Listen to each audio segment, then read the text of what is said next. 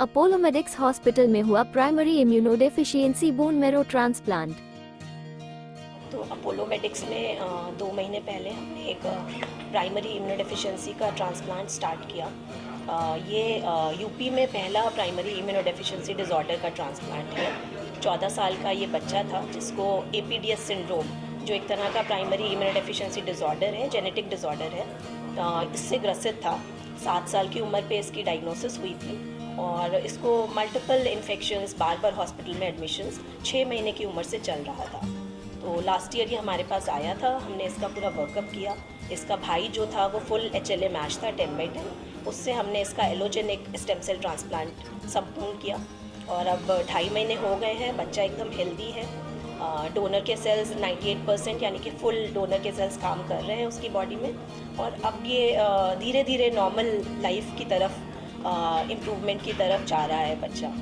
Follow up में अब ये रहेगा 1 साल तक। महीने महीने हम लोग कुछ टेस्ट करते रहते हैं, कुछ दवाइयाँ चलती हैं। उसके बाद 1 साल बाद अगर सब ठीक रहता है तो दवाइयाँ बंद होके ये अपना नॉर्मल जीवन व्यतीत कर सकता है। इसमें कितना खर्चा आया वो टोटल?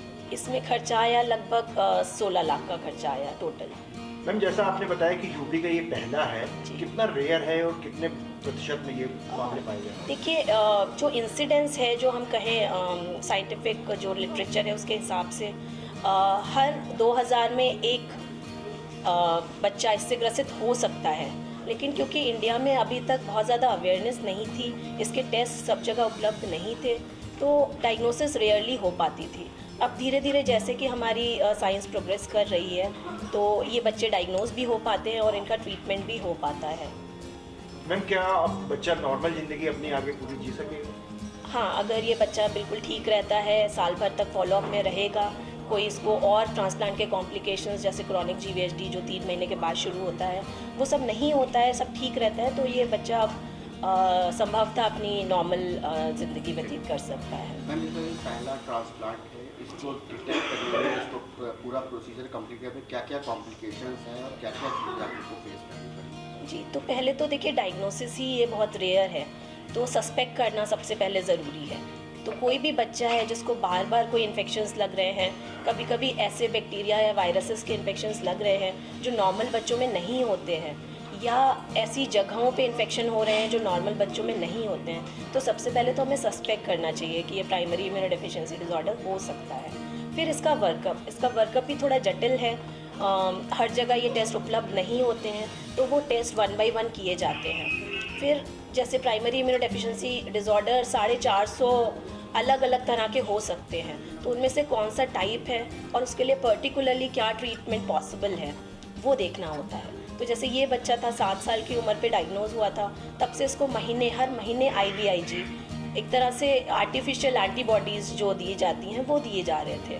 तो 7 साल से 14 साल तक की उम्र तक इसने लिए हैं। उसके बाद भी इसको बीच बीच में इन्फेक्शंस होते थे, हॉस्पिटल एडमिशन्स रिक्वायर्ड होते थे।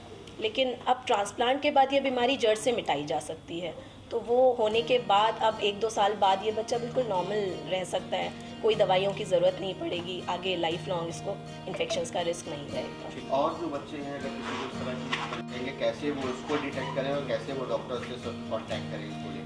तो गार्जियन से भी यही अपील रहेगी कि यदि आपके बच्चे को बार बार इन्फेक्शन होते हैं और ऐसे इन्फेक्शन होते हैं जिसमें आपको एडमिशन की रिक्वायरमेंट होती है, लंबा बुखार आ रहा है, कान से मवाद गिर रहा है, स्किन के इन्फेक्शंस हो रहे हैं रिकरेंट, बार बार निमोनिया हो रहा है, बार बार डायरिया हो रहा है, तो अगर ये साल में 3 बार से अधिक होते हैं तो आपको डेफिनेटली किसी स्पेशलिस्ट को जाके दिखाना चाहिए।